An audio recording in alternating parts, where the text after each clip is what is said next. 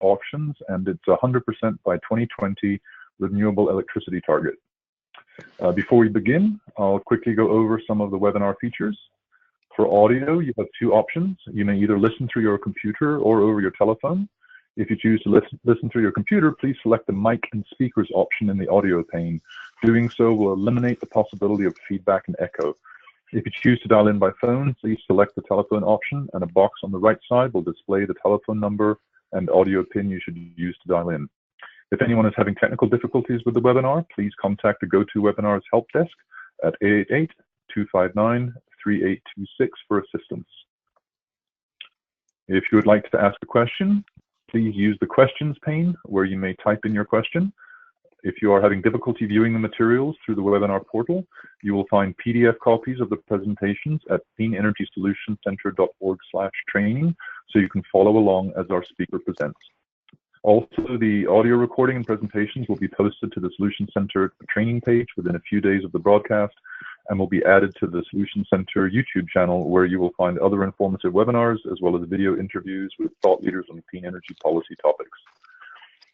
Finally, one more important note I'll mention before we begin our presentations is that the Clean Energy Solutions Center does not endorse or recommend specific products or services. Information provided in this webinar is featured in the Solutions Center's resource library as one of our many best practice resources reviewed and selected by technical experts. Today's webinar agenda is centered around the presentation from our guest speaker, Dr. Greg Buckman, who has joined us to discuss the policy context of the ACT's reverse auctions, their design, their evaluation processes, and their outcomes, as well as local investment benefits that have flowed from them. Before we jump into the presentation, I will provide you a quick overview of the Clean Energy Solutions Center. Then following the presentation, we will have a question and answer session where Greg will address questions submitted by the audience. At the end of the webinar, you will be automatically prompted to fill out a brief survey as well. So thank you in advance for taking a moment to respond to that. The Solution Center was launched in 2011 under the Clean Energy Ministerial. The Clean Energy Ministerial is a high-level global forum to promote policies and programs that advance clean energy technology, to share lessons learned and best practices, and to encourage the transition to a global clean energy economy.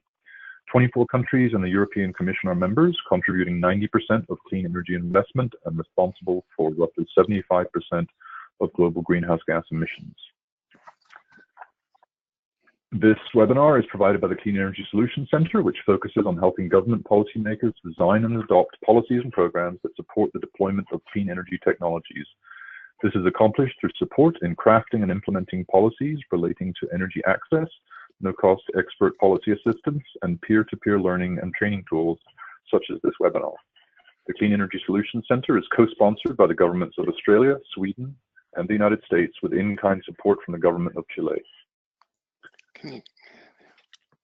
The Solution Center provides several clean energy policy programs and services, including a team of over 60 global experts who can provide remote and in-person technical assistance to governments and government-supported institutions, no-cost virtual webinar trainings on a variety of clean energy topics, partnership building with development agencies and regional and global organizations to deliver support, and we also have an online library containing over 5,500 clean energy policy-related publications, software tools, videos, and other resources.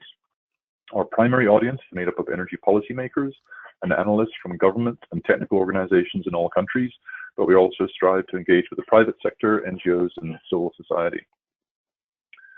The Solution Center is an international initiative that works with more than 35 international partners across a group of different programs. Several of the partners are listed on this slide and include research organizations like IRENA and the IEA, programs like SE for All, and regionally focused entities such as the ECOWAS Center for Renewable Energy and Energy Efficiency. A marquee feature that the Solution Center provides is the no-cost policy expert assistance known as Ask an Expert. The Ask an Expert service matches policymakers with one of the more than 60 global experts selected as authoritative leaders on specific clean energy finance and policy topics. For example, in the area of reverse auctions that we're addressing today, we're very pleased to have Toby Couture, who's the founder and director of E3 Analytics, serving as one of our experts. If you have a need for policy assistance on reverse auctions or any other clean energy sector, we encourage you to use this valuable service. Again, the assistance is provided free of charge, If you have a question for our experts, please submit it through our simple online form at cleanenergysolutioncenter.org/expert. That link is just below the map on the current slide. We also invite you to spread the word about this service to those in your networks and organizations. Today's speaker is Dr. Greg Buckman, who is Senior Policy Officer in the Environment, Planning and Sustainable Development Directorate of the Australian Capital Territory Government. Greg has worked on the nation-leading large-scale reverse auction program undertaken by the Australian Capital Territory, ACT, government since 2011 when the program began. And now I'd like to welcome Dr. Buckman to the webinar. Thank you, Eric.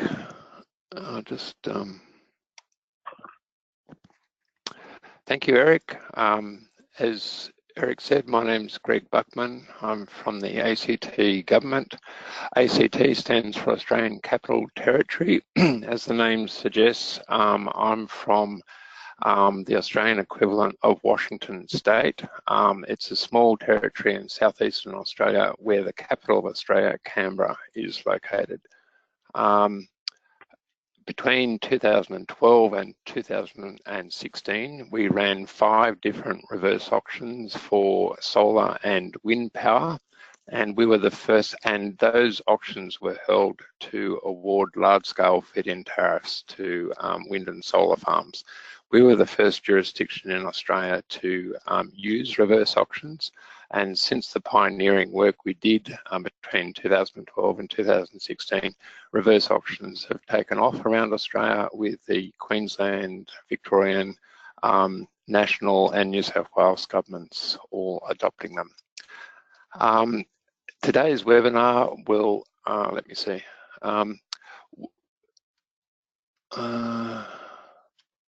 Today's webinar will, as the screen shows, will touch on an overview of the policy that underpinned the auction. I'll go through the auction rules and the legislation that supported the auction. I'll go through the process through which the auctions evaluated all the different bids and arrived at winners. Then I'll talk about the outcomes from the 5 different auctions, and then I'll talk about some of the side benefits from the auctions, particularly benefits that we used for local investment and local renewable electricity innovation. Now, firstly, on policy overview, the ACT, the Australian Capital Territory rather, has the most ambitious renewable electricity and greenhouse gas reduction targets in Australia. The Australian Capital Territory is a fairly progressive and liberal city with about 400,000 people in it, and you know, there's a fair degree of affluence amongst Australian Capital Territory residents, so it's a fairly progressive electorate here. And in 2010, we set a target of reducing our 1990 level greenhouse gas emissions by 40% by 2020. And in 2016, we set a renewable electricity target of having complete 100% renewable electricity supply also by 2020. And our renewable electricity target will supply nearly all of the emission reduction needed to reach that 40% target. By 2045, the Australian Capital Territory aims to be completely carbon neutral, to have net zero emissions by 2045. Here's a map of a stylized map of Australia with the different renewable energy and emission targets of the 8 different jurisdictions that make up Australia. You can see that in the southeast corner, in the lower right corner, the ACT and Tasmania both have 100% renewable energy targets. That's higher than any other state or territory target. Ours, however, is more ambitious than Tasmania. I used to live in Tasmania, and there's a lot of hydro development in Tasmania. And as you can see from this map, last year they were already at 92% renewable electricity supply, as you'd expect in a jurisdiction that has a lot of hydro. However, last year we were only sitting on 22%. So in incremental terms, our renewable energy target is more ambitious than any other in the other 7 states and territories that make up Australia. From an emission reduction point of view, renewable energy matters a lot in Australia. We are the 14th largest by country greenhouse gas emitter in the world, as you can see in the top left-hand graph here. And in per capita terms, we're the 7th highest per capita greenhouse gas emitter in the world. Our per capita emissions are about 4 times the global average and about twice the OECD average.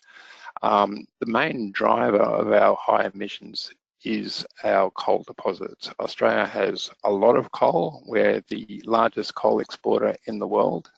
And that's brought a lot of wealth to Australia, but it's also brought a lot of emissions over time. Our electricity sector is very dependent on coal still for most of its generation.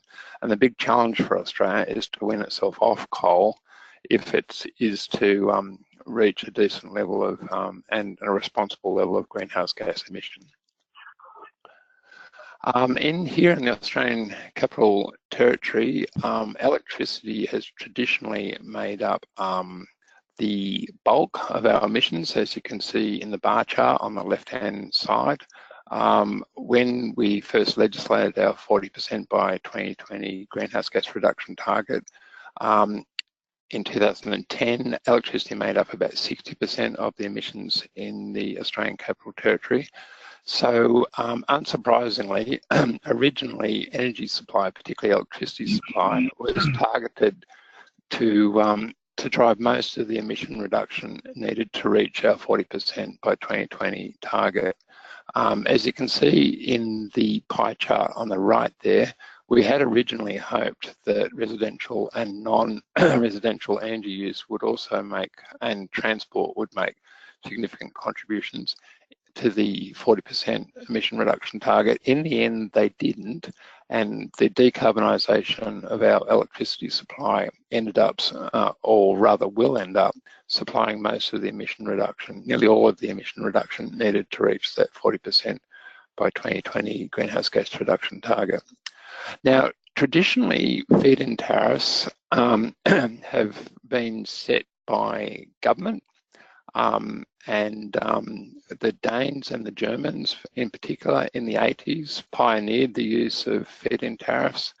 And what happened traditionally was that governments would set feed-in tariffs, or the rate of feed-in tariffs, and the market would respond with the amount of output that it wanted to produce with that government-determined feed-in tariff incentive.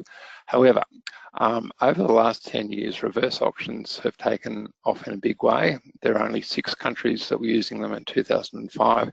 Now there's over 70 that are using them, and the map on the left-hand side shows those countries that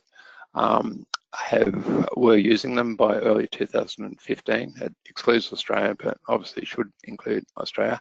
And the bar chart in the lower right-hand side of this slide shows the growing popularity of reverse auctions. Reverse auctions basically go to market and ask the market how much they need for a given level of output and capacity.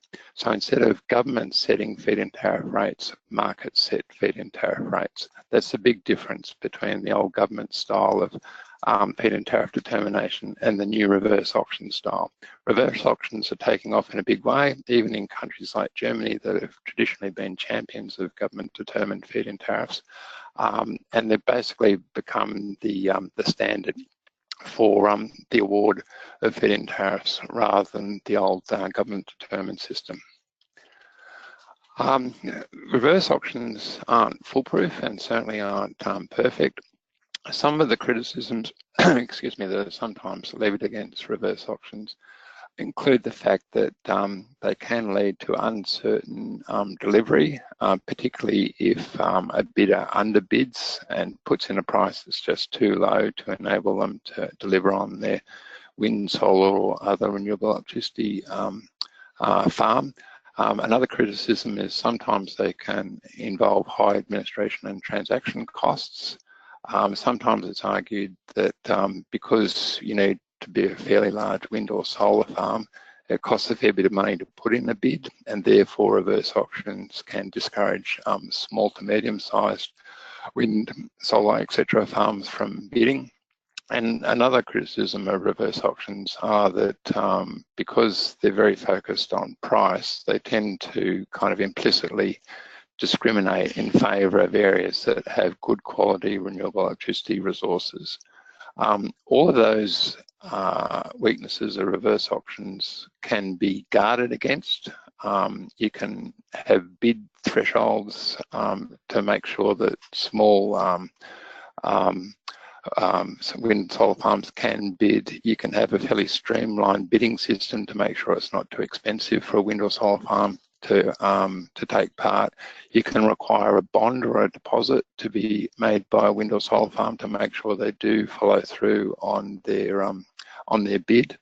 And you can have an assessment process that makes sure that bids don't concentrate too much in particular areas. So they're not irreversible, and all these weaknesses can be overcome through clever and well thought through auction design.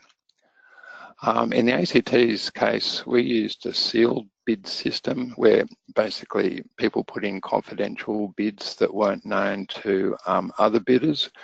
We had a contract for different feed-in tariff payment system, and I'll explain exactly what that is in a minute. But our feed-in tariffs run for 20 years. Our feed-in tariff payments weren't indexed for either exchange rates or inflation rates, so they declined in real terms over their 20-year period. We were just open to wind or solar farms in our 5 different auctions. In our last auction in 2016, we did say that other types of renewable electricity generators, like say biomass generators, could apply to bid, but no one did. So the 5 auctions that we've run have just embraced wind and solar technology. We had maximum and minimum capacities. The minimum capacity was 2 or 20 megawatts, and the largest capacity was was up to 109 megawatts. In our first, we did have a few pre-qualification requirements, particularly that a development approval should have been started for a wind or solar farm. And as I'll explain in a minute, we had an assessment process based on several different non-price criteria, and we lined performance against those non-price criteria up against the price that different wind and solar farms bid. You can learn more about the ACT reverse auctions in 2 different journal articles that we've published. One was published on the left-hand side in 2014 through the journal Energy Policy, and that was focused on the 2 solar auctions that we ran in 2012 and 2013. More recently this year, we've had a second journal article published through the Renewable Energy Journal, the front of which is shown on the right-hand side of this slide, and that journal article covers all 5 auctions that we ran between 2012 and 2016. As mentioned, we've had 5 different auctions. We had a 20 megawatt solar auction in 2012, and by 20 megawatts I mean that we ran an auction that awarded up to 20 megawatts of feed-in tariff supported capacity. So our auctions were based around capacity, not output.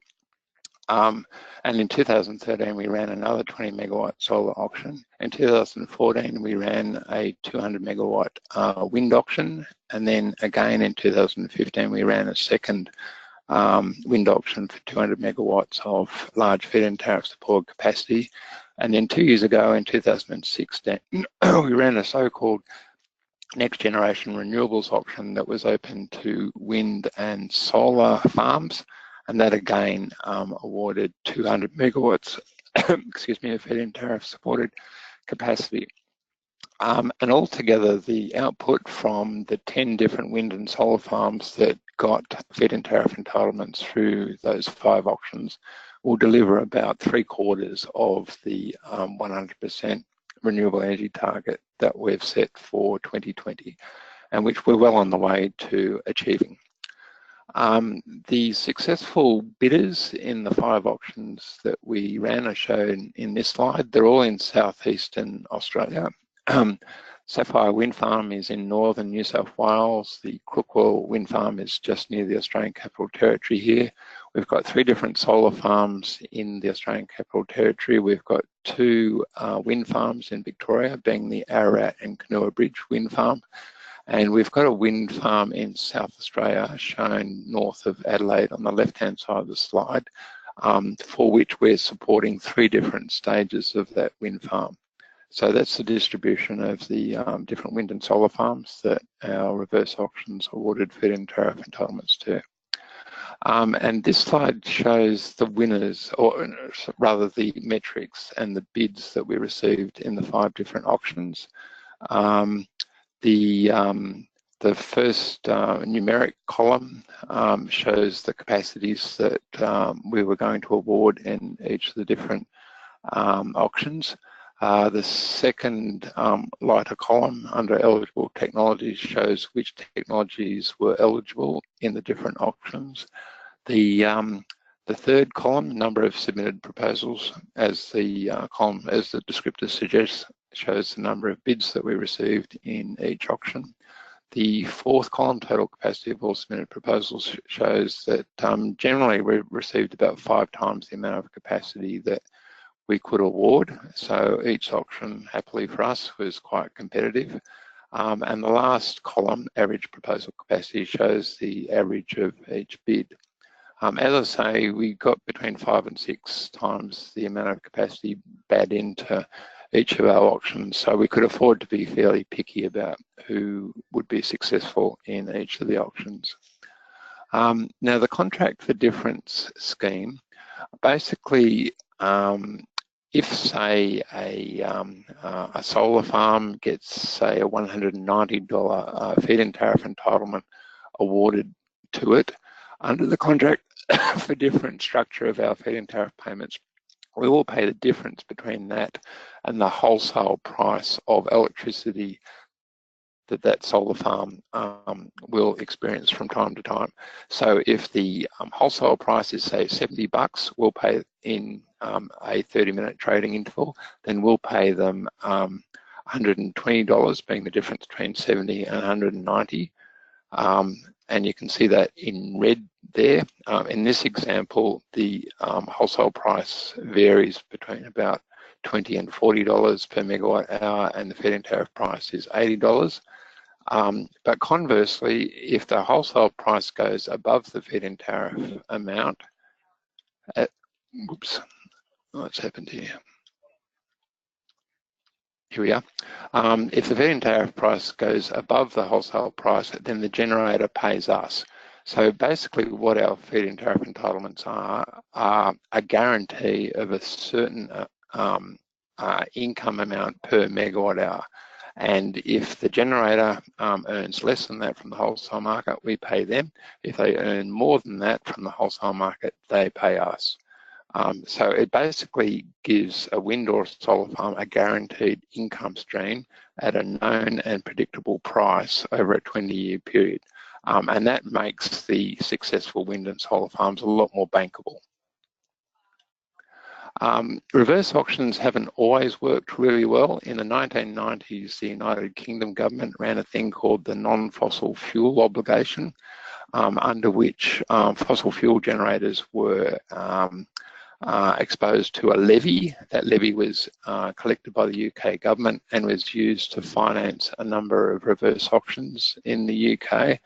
But as this graph shows, the completion rate of the successful bids under the 5 auctions that it ran weren't very high and generally declined over time. And the reason why the whole non-fossil fuel obligation reverse auction system was fairly unsuccessful was that generally the bids were too low, and people found that once they had their feed-in tariff entitlement, they couldn't actually build their renewable electricity generator because the bids were just too low and basically unrealistic. In broad terms, the market wasn't developed enough, wasn't mature enough, and people were too eager to get a feed-in tariff bid, which ultimately proved to not be particularly workable and to be too low.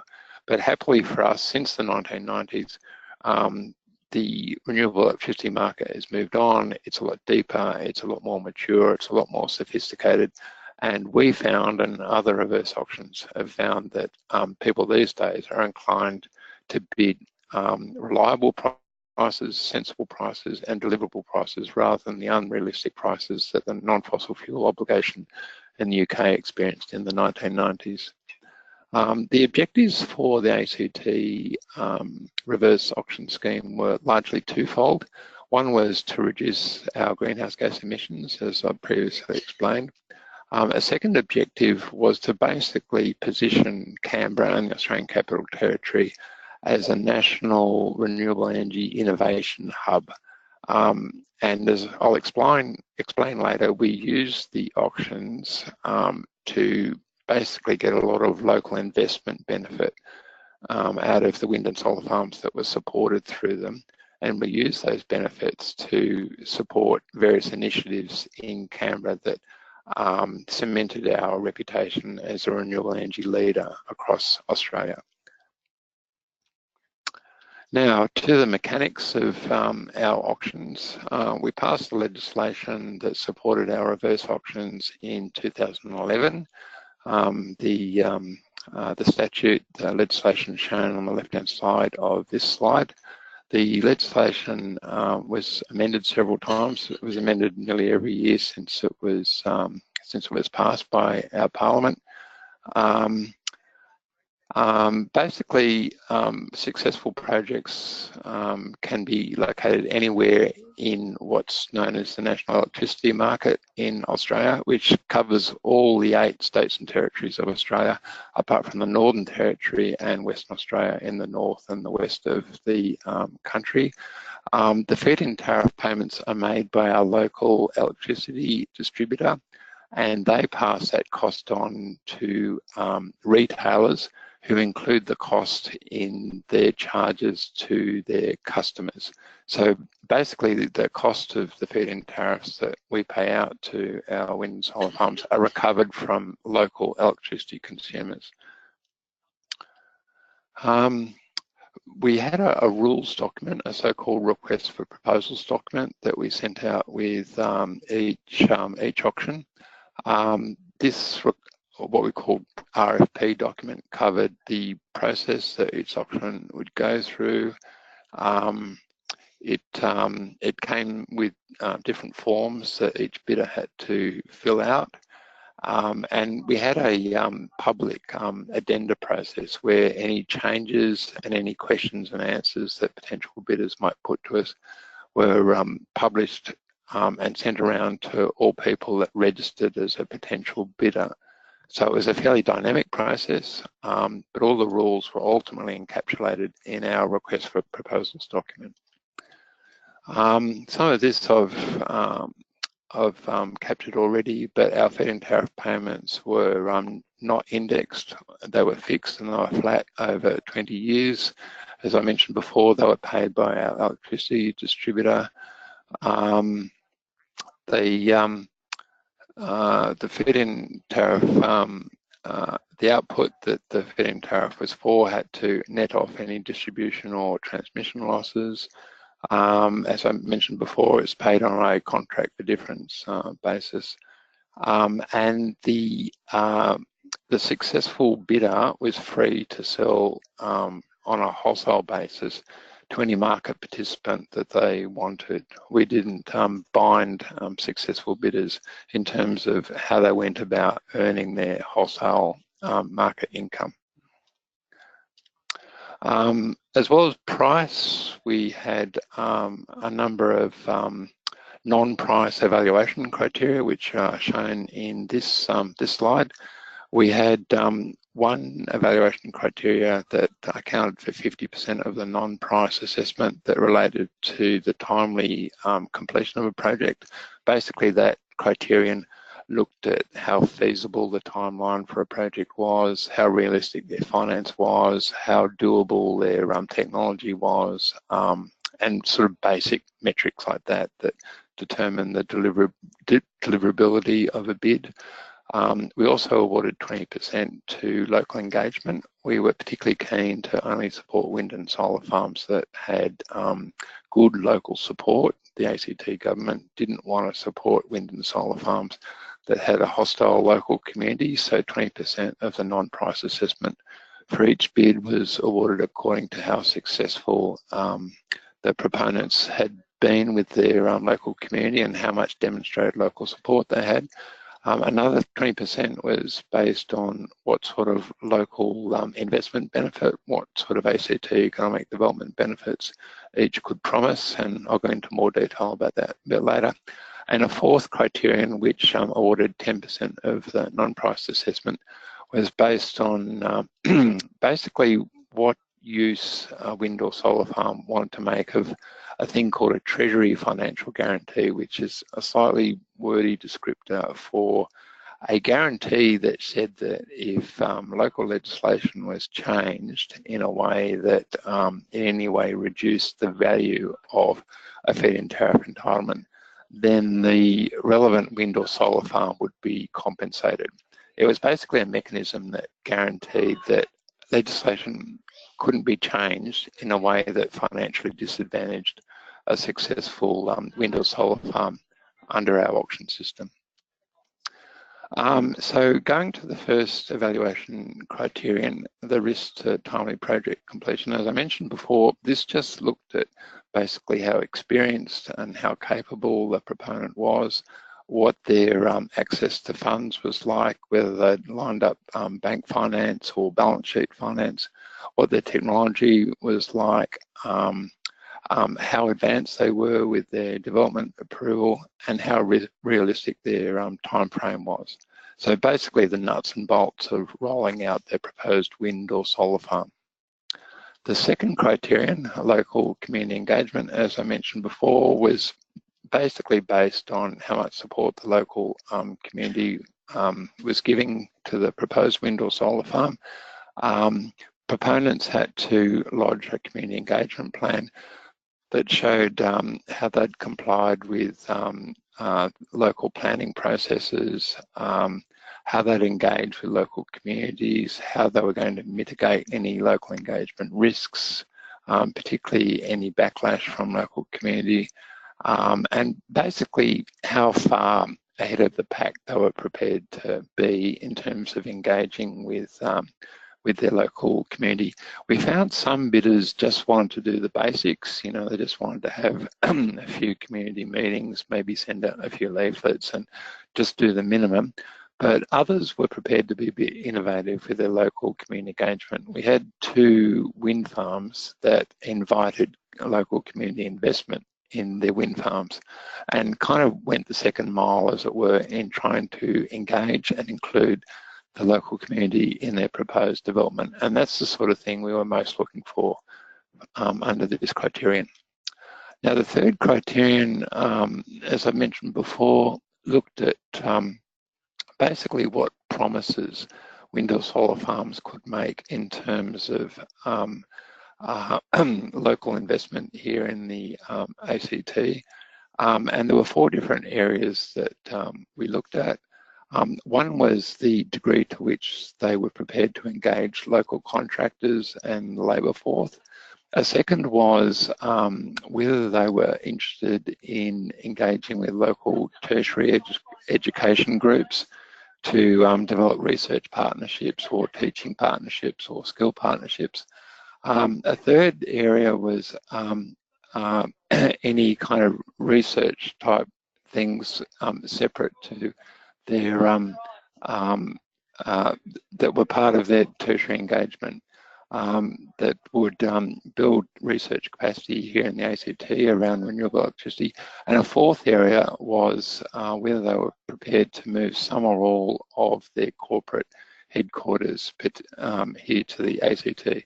And we had 3 wind farms that moved their operational headquarters here to the ACT that meant we now host 4 different national wind companies here in the ACT.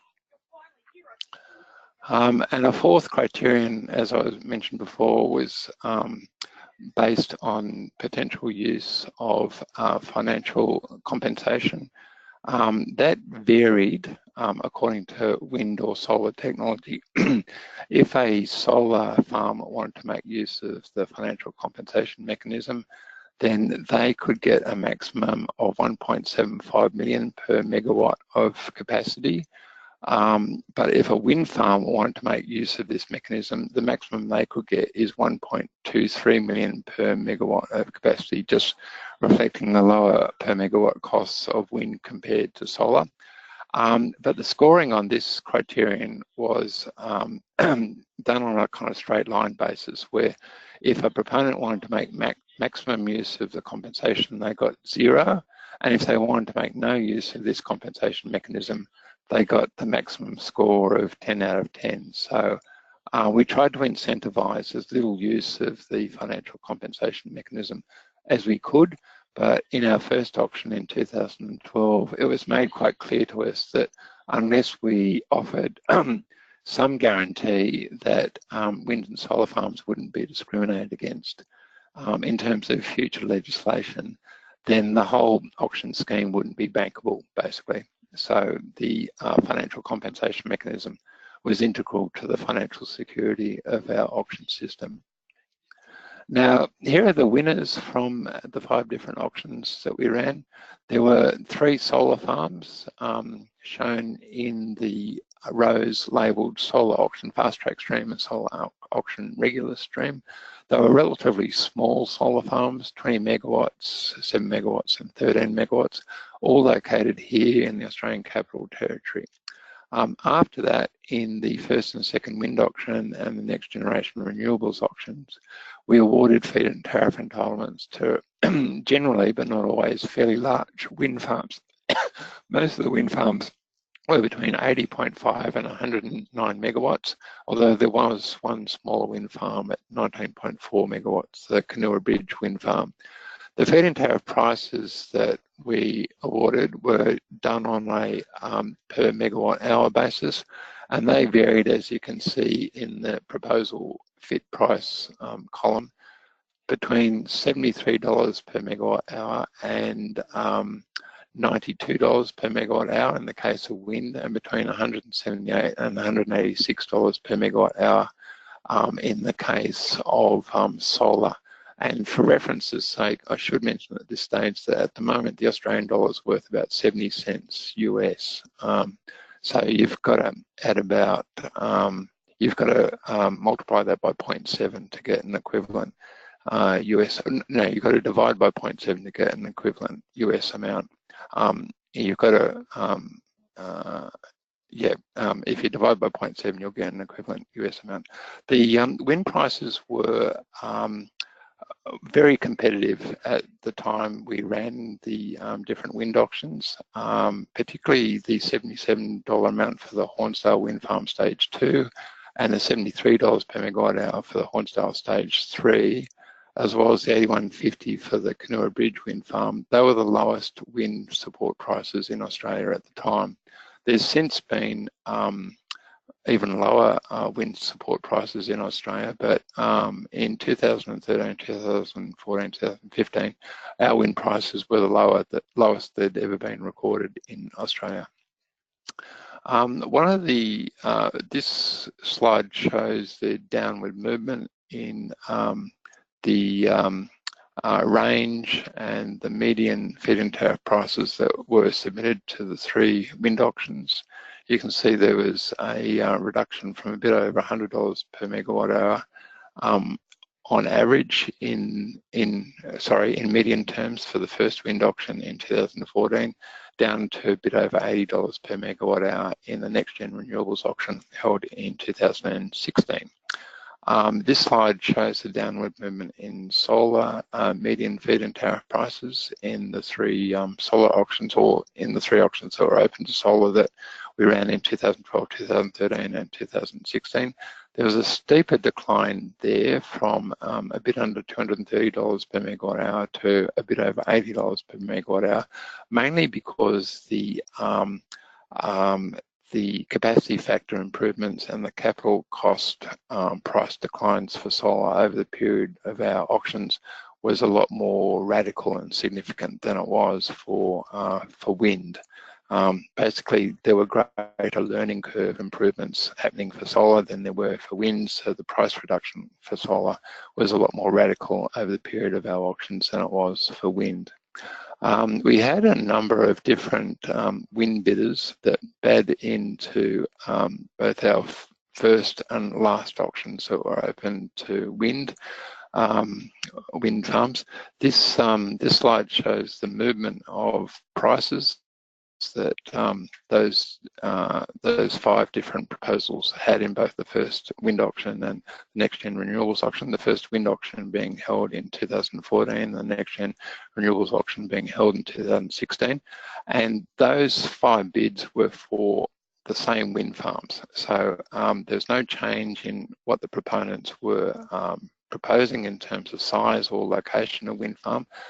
The bids simply became a lot more competitive between those 2 auctions, which we thought was testament to the competitive pressure and the competitive culture that our different wind auctions were engendering amongst different proponents. One of the big drivers of price reduction in our different wind auctions was internal rates of return. Because our auctions were highly competitive and there was a lot of interest in the auctions, as each new auction came along, we found that wind proponents were prepared to be more competitive and were prepared to submit bids that basically gave them lower rates of return with each new auction. And that was a big driver of the different and lower and more competitive feed-in tariff prices that we got in later wind auctions. Another driver of lower wind feed-in tariff prices over time through our auctions was lower costs of finance. During the period of our auctions, world interest rates were coming down in the wake of the global financial crisis, so that helped deliver lower wind feed-in tariff prices. And as mentioned before, a big incentive for us was leveraging the successful bidders into our wind and solar auctions in terms of encouraging them to invest in the ACT. And we did that relatively successfully.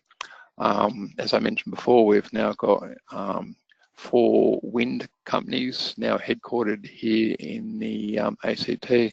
We've got a renewable energy skills centre of excellence here in the ACT, at a local tertiary institution that does training for wind developers in basic kind of safety rules and stuff. We've got a wind development course at a local university, which has been a byproduct of one of the bids that got up in one of our auctions. We used our last auction in 2016 to finance a $25 million pool of money, which is helping to roll out household and small business battery units across the ACT. We're using that $25 million pool to subsidise those batteries and to hasten the rollout of small-scale distributed batteries across the ACT. We also used our last auction in 2016 to support a number of electrolyzers that will convert renewable electricity to hydrogen. One of them is a research electrolyzer that a local university is using to research hydrogen. We've also got a number of hydrogen-powered cars that are part of that trial that we're going to use throughout the ACT. This slide just details the battery rollout program that we've got. As I mentioned before, we've got $25 million in energy storage grants that we're using to subsidise small-scale batteries across the ACT. We hope to roll out up to 5,000 different small-scale batteries across the territory. We base the subsidy for those batteries on a thing called sustained peak output from the batteries.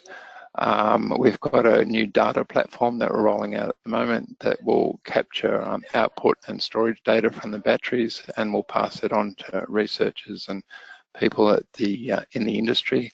And we're also trialling a VPP, or a virtual power plant, under which an electricity retailer basically coordinates with different battery owners to dispatch output from their batteries at preordained times, so that they can collectively act basically as one big power station or one big electricity supplier. So that's been quite exciting. We've, separate to the battery rollout, we've also got an $8 million research program through our local Australian National University that's looking at integrated battery systems and how they can best work with solar panels, with electricity distribution systems, with things like the virtual power plant system that I described before. So that's quite an exciting research innovation that we've got happening here in the ACT. We've also used money from our last auction to finance a innovation hub, which is basically a low-cost office space in which renewable energy-based companies can hire desk space and base themselves there. We also have some seminars and events there. And that's been quite successful. It's fully subscribed now and has proved quite popular. And that brings me to the end of the presentation. So, any questions? All right, great. Thank you, Dr. Buckman. That was a very interesting presentation. As we shift into the Q&A session, I'd like to remind our attendees to submit questions using the question pane at any time. We will also keep some links up on the screen throughout for quick reference that point to where to find information about other upcoming and previously held webinars. We received some great questions from the audience that we'll use the remaining time to answer and discuss. The first question relates to lessons learned during the process of doing these reverse auctions. And so the question is, what changes, if any, would you make now? Perhaps comment on the Victorian government's auction process, if appropriate. I don't know a lot of detail about the Victorian scheme, but I think the thing that we would most change is the way we manage local investment commitments. I don't want to be overly critical, but we had a number of bidders that, you know, promised a lot, but once they got their feed-in tariff entitlement, they were kind of less keen on delivery than they might have appeared when they submitted their bids. So that's not to say that a lot of commitments weren't delivered. They were delivered, but in some cases delivery was a bit loose and a bit less enthusiastic than we might have hoped. And I think that's an area that we definitely need to tighten up on in future. I think we're keen on having fewer local investment commitments, possibly making them cash-based rather than non-cash-based, and definitely making them more discreet and more manageable than the local investment commitments that we had in the auctions were. I think more and more people that hold reverse auctions do want local benefit to flow from it. It's not unreasonable for local electricity consumers to want a return on the extra costs that they have to bear to support feed-in tariff entitlements. But the management of those local investment commitments has a way to go, I think. You can easily have a regime that's basically too loose and allows bidders to promise the world, but deliver something much less when and if they get their feed-in tariff entitlement. So that area does need a lot of tightening up and a lot of kind of probity in the future, I think. Great, thank you. Next question is, how scalable is the ACT's reverse auction process? I think it's very scalable, and this does connect with recent reverse auctions held in Victoria. Our different auctions awarded 640 megawatts of feed-in tariff support capacity across 5 auctions, but the Victorian reverse auction has awarded slightly more than that, all in one auction. So they've gone over 600 megawatts just in one single auction. So I think it's very scalable. You know, I can't really see any barriers to running a 1 gigawatt auction if you wanted to. Yeah, I think it's very scalable. Thank you. And then the next question is, you mentioned that the local economic benefits include investing in solar batteries, and that ANU has a battery storage integration program. Would ACT consider doing reverse auctions in future, not just for wind or solar separately, but for a renewable energy project with storage combined? Yes, we might consider doing that.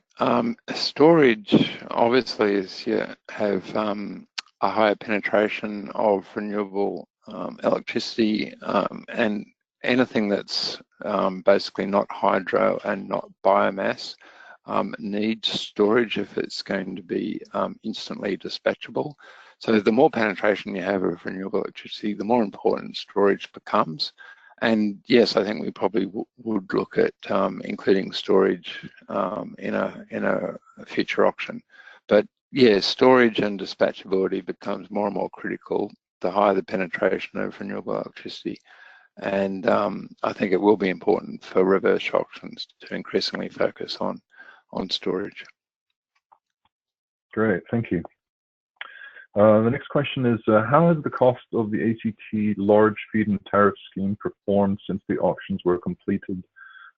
Specifically, are they in line with forecasts and expectations? Broadly, it's a tough thing to forecast wholesale prices. Here in Australia, extreme weather events, particularly very hot days, can push up wholesale prices quite dramatically.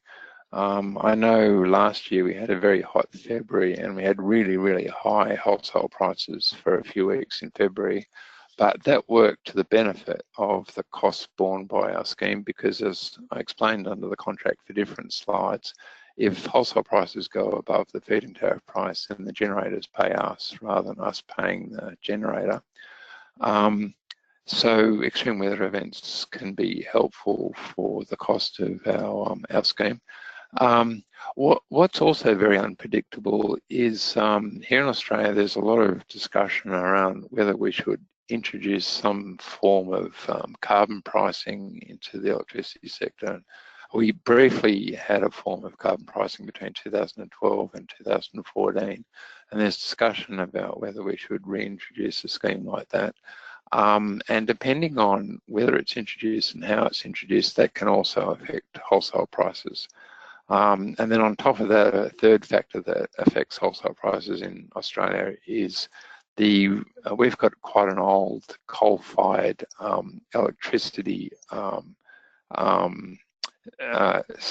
cohort of generators that were mainly built in the 70s and 80s, but a number of them are coming to the end of their useful lives, and as they retire, feed-in tariff prices tend to, rather wholesale prices tend to go up, although conversely, greater and greater penetration of renewables tends to push wholesale prices down. So there's quite a number of different swings and roundabouts that affect wholesale prices in Australia, and it's quite a tough ask to predict where they're all going to go over time, and therefore predict exactly what the costs of our feed-in tariffs will be over time. But broadly, the cost of the scheme has performed much as we expected it to when we rolled out the different auctions. Thank you.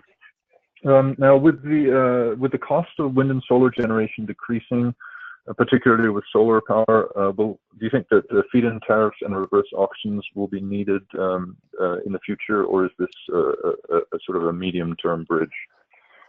No, I think there will be a place still for reverse auctions in the future. The thing that a reverse auction gives is price certainty. Not so much the auctions, but the feed-in tariff entitlements that the auctions award. They guarantee to renewable electricity a known and specific amount of income per megawatt hour over quite long periods. In the Victorian reverse auctions, they awarded feed-in tariff entitlements for 15 years. As I mentioned, our reverse auctions awarded entitlements for 20 years.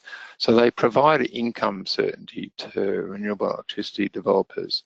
And just relying on the wholesale market, what we call going merchant here in Australia, can't provide that kind of certainty. So I think there is a place for feed-in tariff entitlements, but I think as different renewable electricity technologies, particularly wind and solar, become more competitive, then the amount, the price that will have to be allocated to them should come down over time. But as I mentioned before, there's still a need to provide income certainty for them if they're to be bankable. So I think from that point of view, there will still be a place for feed-in tariff entitlements and the use of reverse auctions to award them. Thank you. Noticing how the bid prices came down during the auction process, is ACT nervous that it could be locking in prices that it's committing to that will be substantially higher than it could have received if it simply waited longer? That is a risk, definitely, but we needed a lot of renewable electricity capacity rolled out in fairly quick time to make sure we hit our 2020 renewable electricity target. If the target was further into the future, then yes, we probably could have sat back a bit and waited for prices to come down more than they did between our auctions before we went to auction. But if we'd waited, then there would have been increased emissions in the meantime, and we'd be playing a smaller part, a more modest part in the global greenhouse gas reduction effort if we'd done that. So there's a bit of a trade-off basically between responsibility and cost. But yes, I think it's a indisputable fact that if we'd waited, we could have got lower wind and solar prices, but if we'd waited, we would have had more emissions in the meantime. Thank you.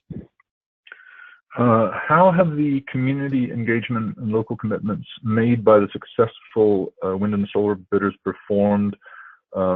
Specifically, has the reality of the delivery matched what was promised?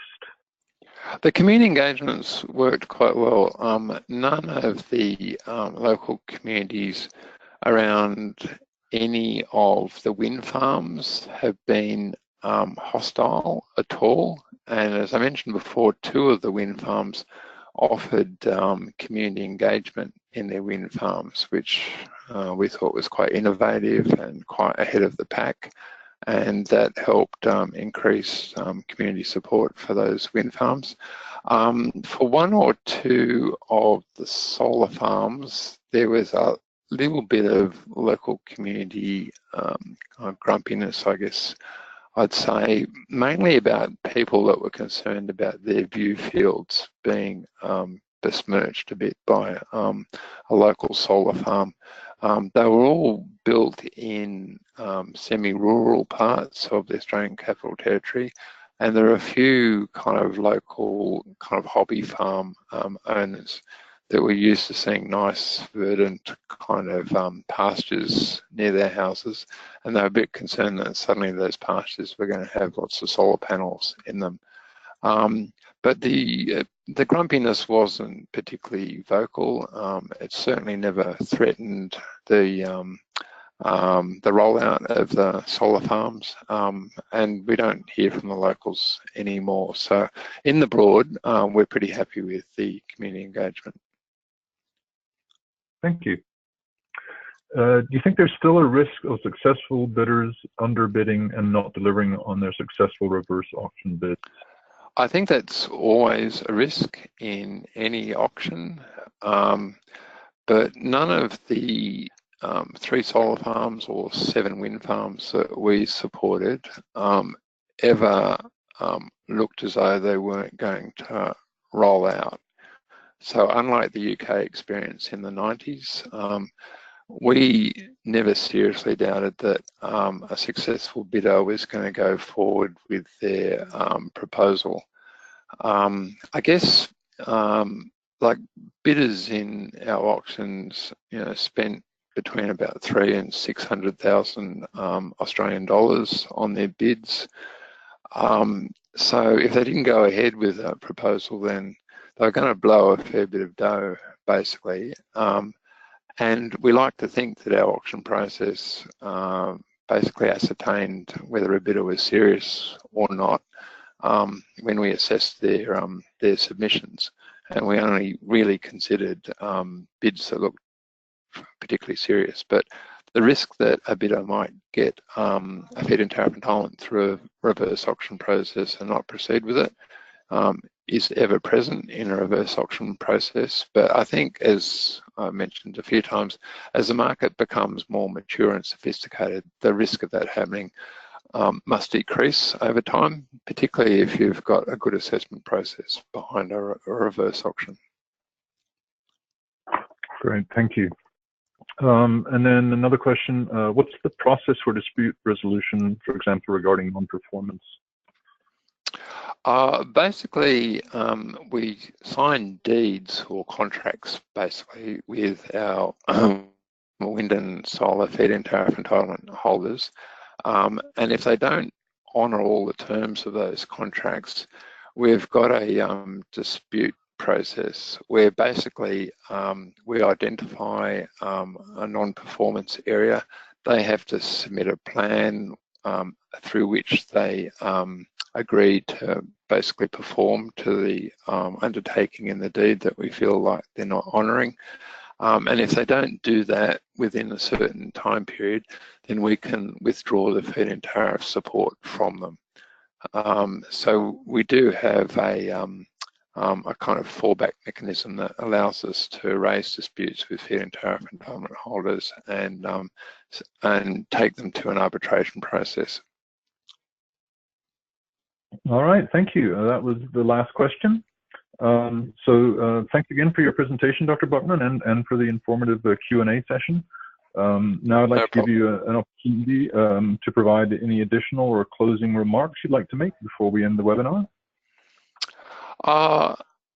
Yeah, I can only in the broad say that reverse auctions are here to stay. I think renewable electricity is here to stay. There's still a bit of a work in progress, but I think they've proven that they're viable, that they're doable, that they deliver renewable electricity at least cost to electricity consumers. And it's really a question of refining them, I think, going forward, rather than asking whether they're the way to go or not at all. I think they are the way to go when it comes to awarding large-scale feed-in tariff entitlements. But there's always improvements and always refinements that can be made, particularly with local investment commitments, as I was saying before. But I think they are proven both here in Australia and around the world, and I think they're here to stay. So really it's a question of refining them rather than deciding whether they're the right vehicle or not. Great, thank you again. On behalf of the Clean Energy Solutions Centre, I'd like to extend a thank you to our expert speaker and to our attendees for participating in today's webinar. We very much appreciate your time and hope that there were some valuable insights that you can take back to your ministries, departments, or organizations. We also invite you to inform your colleagues and those in your networks about Solutions Centre resources and services, including the no-cost policy support available through our Ask an Expert service. I invite you to check the Solutions Centre website if you would like to view the slides and listen to a recording of today's presentations, as well as previously held webinars. In addition, you will find information on upcoming webinars and other training events there. We also post webinar recordings to the Clean Energy Solutions Centre's YouTube channel. Please allow a week for today's webinar recording to be posted. Finally, I would like to kindly ask you to take a moment to complete the short survey that will appear when we conclude the webinar. Please enjoy the rest of your day, and we hope to see you again at future Clean Energy Solutions Centre events. This concludes our webinar. Thanks, Eric.